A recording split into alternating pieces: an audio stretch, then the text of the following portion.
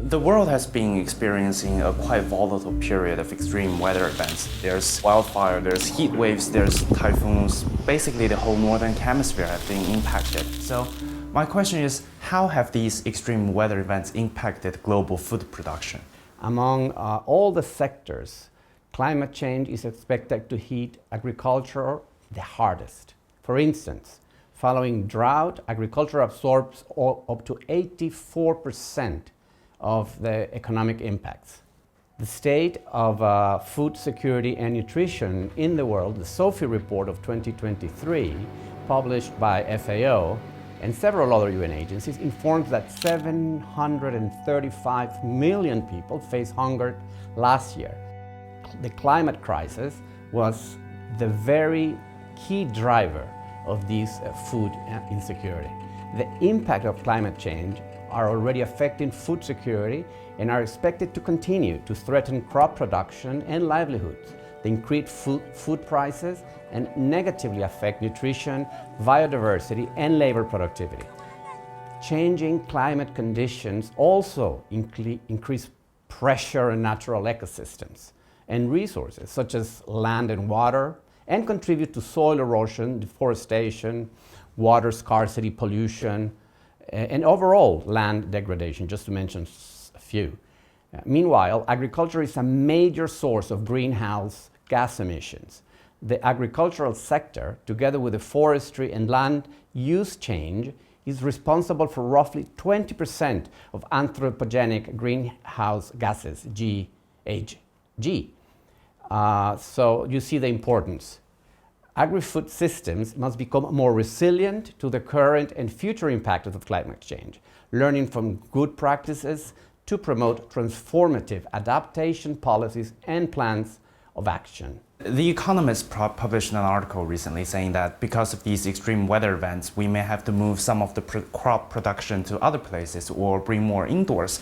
That's the case for China, and maybe I imagine that would be the case for a lot of places in the world. So are we prepared for this kind of major shifts in global food production? Before I answer your question a little bit more in detail, let me just mention keywords that are related to this question. Adaptation, mitigation, innovation, produce more with less. Addressing the impact of extreme weather and greenhouse gas emissions, as mentioned in your question, belongs to the mitigation against climate change. The changing of farming patterns, as you also were describing, refers to another dimension of climate change, which is responsible, we call it adaptation.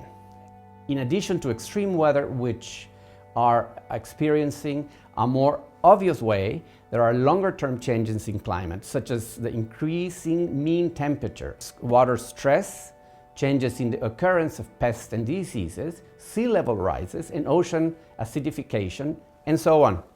These will all have impacts on the agricultural sectors and related value chains, livelihoods, and ecosystems. Research indicates that adaptation through changes in food production management, especially planting dates, cultivar choices, and irrigation, have an estimated potential to increase yields by 7 to 15%.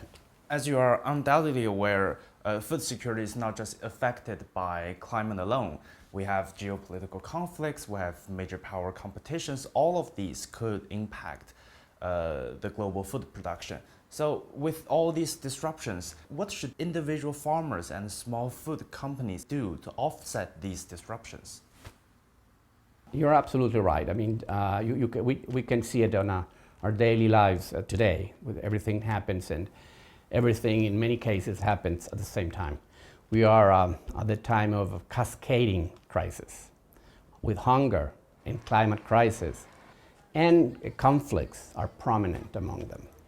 Agri-food system already face the challenge of sustainability, provide sufficient, accessible, affordable, safe and nutritious food that contribute to healthy diets, as well as other raw materials, bioenergy, processed products and services to a growing urban and rural populations. As a result, our changes in achieving especially two SDG 2, Zero Hunger, and SDG 13 on climate action, and many other SDGs are becoming more and more challenges with this cascade of crises.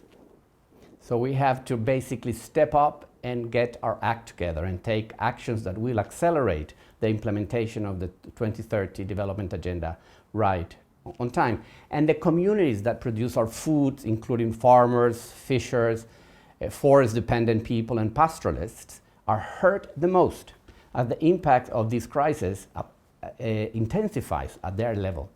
Meanwhile, farmers are the primary custodians of knowledge about their environment, agroecosystems, crops, livelihoods, and local climate patterns, for example. They adapt to climate change with smart agricultural practices. And all these initiatives should always be geared towards supporting local farmers' knowledge, requirements, and priorities. We need to transform our agri-food systems, an agri-food system that put people at the center.